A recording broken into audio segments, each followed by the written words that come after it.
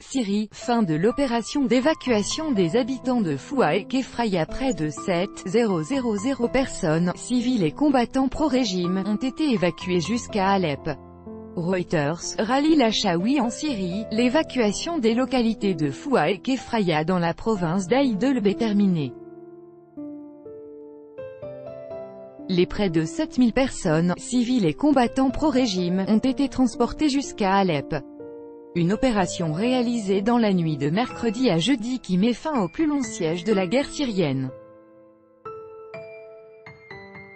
Les habitants de Foua et Kefraya, à majorité chiite, étaient confinés dans une poche défendue par les forces loyales à Bachar al-Assad depuis maintenant 3 ans. Les près de 7000 habitants des deux localités étaient encerclés par des forces rebelles et djihadistes. Leur survie dépendait exclusivement des ravitaillements organisés par les Nations Unies et le Croissant Rouge.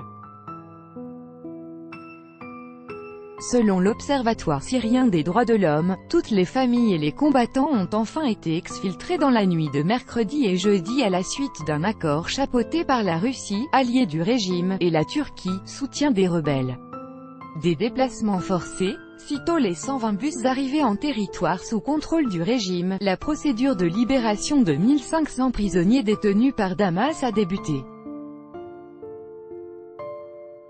La province d'Aïd-el-B, que les familles ont quittée, est, à l'inverse, la terre d'accueil des familles et combattants de la rébellion ou affiliés à des groupes djihadistes assiégés par les forces du régime dans d'autres parties du territoire.